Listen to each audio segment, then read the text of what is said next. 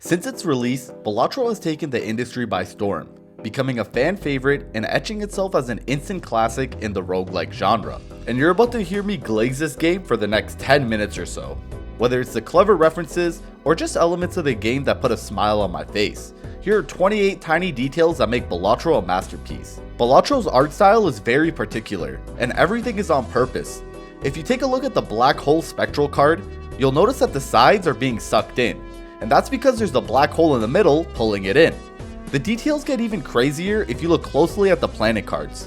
You'll notice each planet card has its position in the solar system highlighted at the top, except for the 5-of-a-kind planet card, which is supposed to represent a rogue planet which doesn't belong to any solar system and is just a big rock floating on its own in space. If you look at the Ceres planet card, which is a dwarf planet, it has these dots highlighted, which is in between Jupiter and Mars. This is supposed to represent the asteroid belt where Ceres is located, and the artwork also shows asteroids surrounding the dwarf planet. The same thing applies with Eris, which is another dwarf planet that is located beyond Pluto, and this is represented at the top as well. But what I really like about some of the artwork is how it's basically a nod to its own ability and name. For example, Brainstorm, which depicts a rough sketch of a Joker on a napkin, basically showing what someone brainstorming a Joker would look like. And because Brainstorm copies the most left Joker, the two most left baubles and the left eye are circled. Just like how the blueprint Joker is looking to the right because it copies the Joker to the right. Another artwork Easter egg that I thought was really cool was on Cloud 9, which shows the 9 that's made out of clouds surrounded by other clouds. And if you count all the clouds on the card, there's 9 of them. But there's also Jokers that are named based on their ability. Now none of these are confirmed, but I like to think that the abilities of these Jokers are the reasons why they have their name. Stuntman gives you -2 hands, and this might be because real life stuntmen will do tricks on bikes without using their hands. The Hanging Chad Joker re-triggers the first card twice, because during the 2000 US presidential election, people submitted votes by punching a hole into a piece of paper, and the paper from this hole is referred to as a Chad. But there were so many votes where the Chad wasn't fully removed from the paper, and it was left kinda hanging there. This was very controversial at the time, and people were saying that the votes with the hanging Chad shouldn't count, and they were forced to recount all the votes multiple times, which in essence is why the Hanging Chad Joker re-triggers, because they had to recount the votes. Now the Hanging Chad Joker isn't the only Joker based on a historic event. The whole process of a Gros Michel Joker going from a Cavendish Joker was based on real history as well. Originally, the Gros Michel banana made up the majority of bananas people would consume, but after a disease by the name of Fusarium wilt completely destroyed these bananas, society switched over to Cavendish bananas, much like how the Gros Michel banana must go extinct first before you have access to the Cavendish. And that's why it says extinct whenever the Gros Michel Joker gets removed from your Joker lineup. And that's another small detail I love. For every consumable and edible Joker, they have a unique text pop-up when they run out of fumes. The popcorn, bean, and ramen Joker will all say eaten when they're getting deleted. The seltzer Joker will say drank after 10 hands, and the ice cream Joker will say melted once it's finished. The spare trousers Joker gives you more malt for every hand that contains a 2 pair.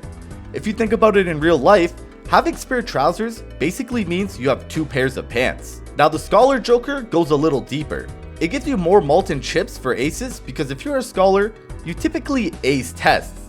But also more specifically, it gives you +4 malt and 20 chips for every ace. 4 malt, 20 chips, 420. And aces can be considered low, but more importantly in this case, aces can also be considered high. Another very cool detail with the Joker artwork is the color coordination between the 5 rare Jokers that revolve around the playing hands and their common Joker counterpart. You'll notice the color schemes on the rare Jokers match the ones on their common versions. And the last thing about the Joker artwork that I'm going to talk about that I really love is that it's mandatory for every Joker to have Joker written out on it, even if it's unsuspecting like in To-Do List, where the first letter of each word spells out Joker. And although it doesn't say Joker on any of the legendary cards, the names of actual Jokers in history are written, because they became legends in their own right, having their name etched in history. It makes sense that their actual names are written on these legendary cards. Now I want to move on to actual aspects of the game that make it so fun and replayable. Starting off small, I want to talk about the blank voucher. The first time I ever came across it and saw that it literally does nothing but costs $10 had me confused. I ended up buying it and was waiting for something cool to happen, but there was nothing.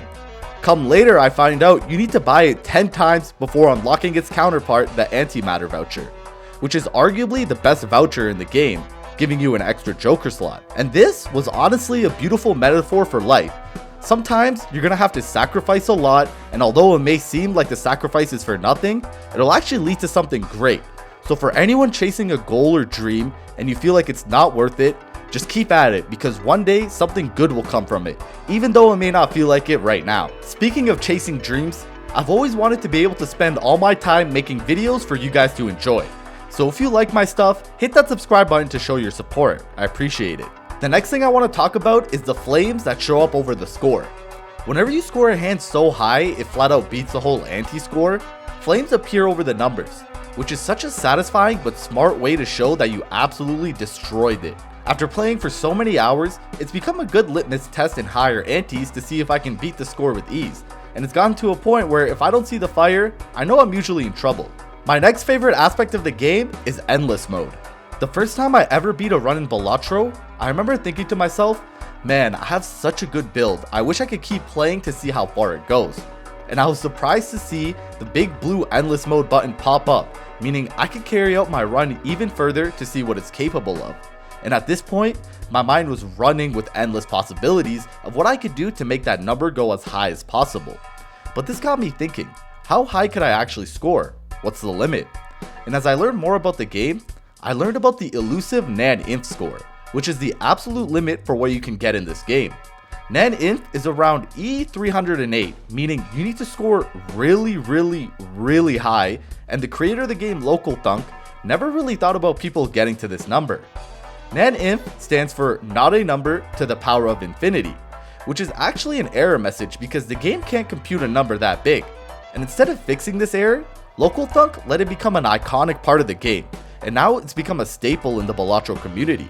It's beautiful to see that an accidental error was intentionally left unfixed just because it makes it all the more special.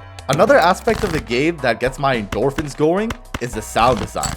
I personally don't think I will ever get sick of hearing that satisfying click whenever I select a card, and it just matches so perfectly. I don't think a better job could have been done when it comes to this. It reinforces the game's addictive feedback loop without ever becoming overwhelming.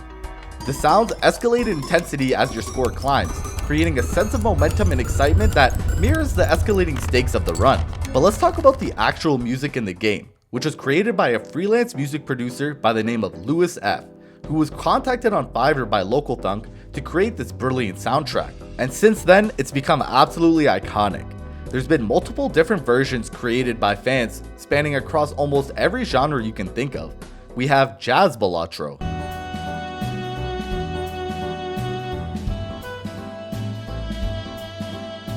we have Disco Balatro,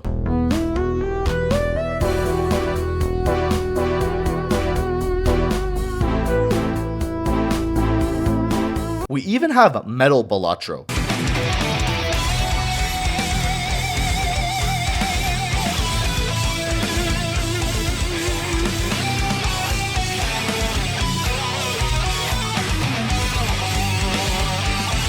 I could keep going. I mean, people really like this soundtrack and it shows. Not to mention the medley that was put together at the Game Awards in 2024, where the guitarist went absolutely crazy, playing the main chords that everyone recognizes.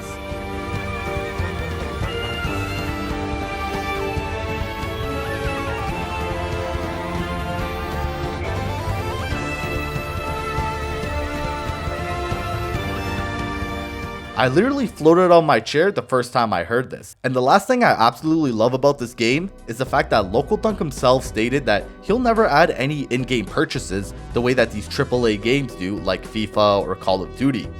He doesn't want to tarnish the essence of the game by polluting it with money-grabbing tactics like these greedy corporations do. And let's be real, Balatro fans, including myself, would definitely be willing to drop more money in this game, meaning more profit for Local Thunk.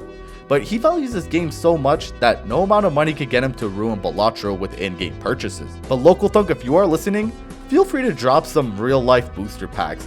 I would love to spend money and start collecting these Jokers in real life. It would be even cooler if some of them came polychrome so they're even more rare. I mean, I know it's gonna seem like money grabbing, but I honestly don't care. Just do it. I'll give you my money, please. And if you want to learn more about the references and meanings behind the jokers in Balatro, click the video on the screen right now. Okay, that's the end of the video. Thank you guys for watching. Bye.